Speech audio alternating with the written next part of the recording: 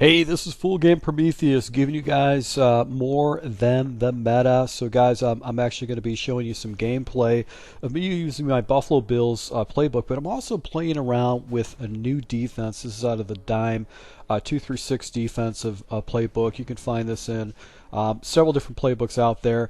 I actually catch my opponent off guard on the first play and get a pick six to the house. That is always a good situation to do when you come out of a play real quick right here. He goes actually to the corner route. This guy was playing the meta. You know what I mean? The meta right now online is basically tight formations. People using crossing routes, mesh concepts, a lot of corner routes. Right here, I'm able to go ahead and deflect that pass right there. I almost got an interception on it because he's trying to hit me with the corners. But this guy was using all the meta plays out there, and you'll see him using a lot of type formations. And this particular defense that I'm using it's got a lot of matching principles using cover 4, cover 2 match. He actually caught me off guard. I didn't shade to the outside in that type of situation. As a result, he was able to go ahead and get a nice little completion because I went with a blitz. And then right here, actually hit a little whip, and I knocked out the ball. A little adjustment I do on defense is I actually play wide receiver, and I'm seeing I'm getting a little bit better animations with knockouts. So I think I'm going to stick with that as far as adjustment. Hits a flat route right there. Only picks up 4 yards, so I can definitely give that up. I have no problem with that. Goes right back to a flat right there because it's the wide side of the field. As a result, he's able to go and get a first down. First and goal on the 2, he does a nice little inside run and actually gets the ball into the end zone to basically tie up the score 7-all. So I'm playing on defense right here. He's using the Cub 3-3 Cub defense. Missed my wheel route. That actually was open. I missed it. I got it basically. I could throw that ball down the seam too. Missed it too. Just took off the quarterback. I didn't give up a sack.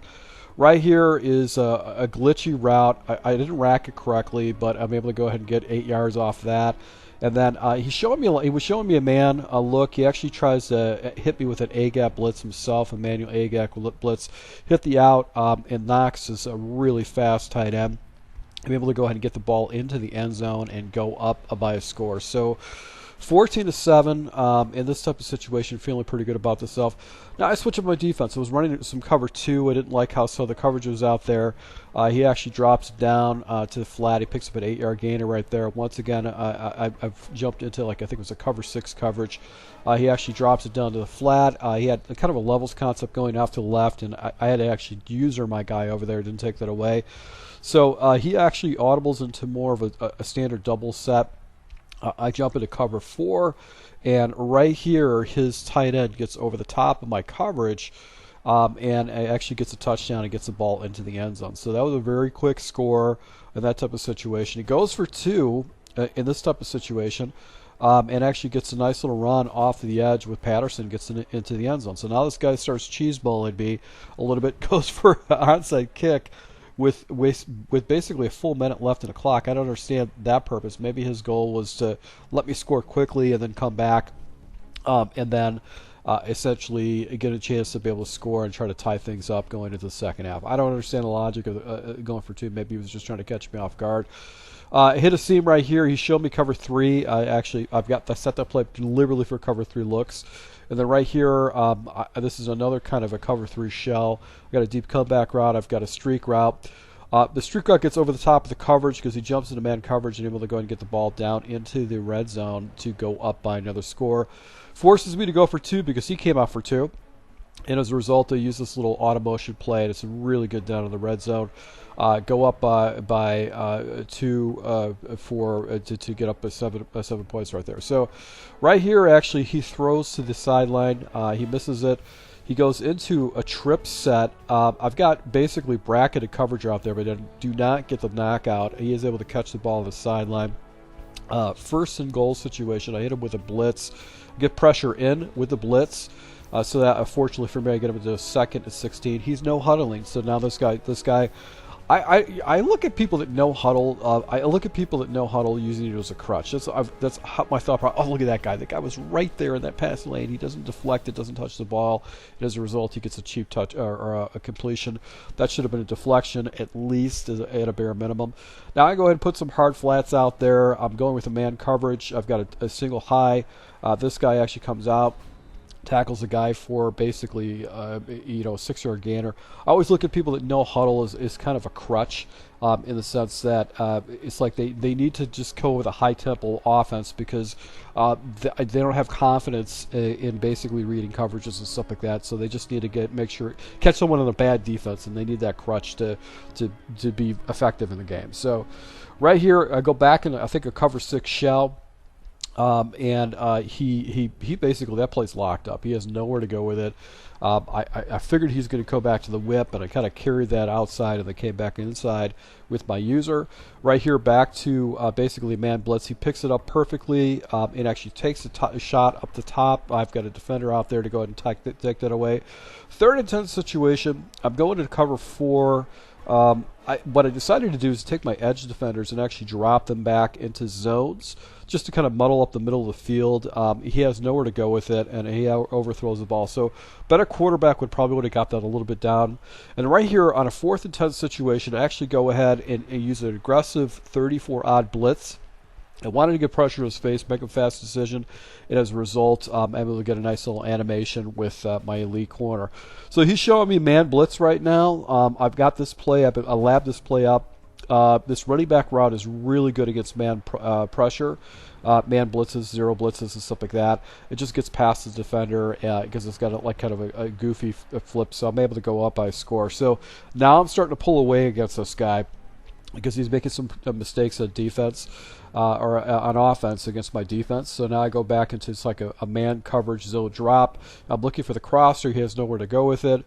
And right here, he just throws the ball in the middle of the field. That was a bad pass. He should have thrown that away. Maybe he was doing that, I don't know. But this guy's actually getting a little bit shaky right now with his offense. He looked really good with it before. He knew what he was doing. Right here, he hits me over the top, but he actually does not catch the ball. Bad pass. So quarterback play is probably one of his Achilles' heels right here in this type of situation. He happens to run the ball against my man coverage. And then right here, I go once again with the same blitz to spread my guys out. I want to make sure he makes a quick decision. He actually takes a shot up top. I actually shaded my guys to the outside, so that would take away the corner route. As a result, those guys are out there to go ahead and take away the corner route, and I'm able to go ahead and get a stop. So now it's milk and cookies time. I'm just going to milk this clock down as much as possible. Not try to give this guy any kind of clock whatsoever, and I'm going to use a bunch of these, RPO type plays just to see if we get some blocking type situations. He starts burning his timeouts with the anticipation that he's going to be able to hit me over top. I guess this guy's been having some pretty good success. He wins about 70% of his games. He came into this, kind of on a tear with this particular gameplay. So 34 seconds left. He burned a couple of his timeouts. I'm just going to jump into man coverages and see what he could do. And as a result, I get a deflection and an interception. After I settle for 3 points, I'll take the points. It's all about possessions with games, and I want to go up by possessions. He shows me cover 4 coverage. That deep post with the clear out route is going to be wide open. I get the ball down into the red zone at the 5-yard line. Take another timeout. Right now, I'm just going to go ahead and take a couple shots in the end zone and settle for 3 if I have to. Try to draw a play. His defense plays that perfectly. Burn another timeout. He doesn't have any time to do anything on the backside. He actually pass commits again, and I actually hit him with the RPO stretch play, and as a result, to get the ball in the end zone. Then I go for another 2-point conversion. Hit this route right here. I started getting cocky in this type of situation, and I just started testing some stuff in the red zone to see how effective it were. So up by a couple scores in this type of situation, and I'm just going to milk this clock against this opponent. I want to get out of this game because this guy likes to run no huddle, all that kind of stuff.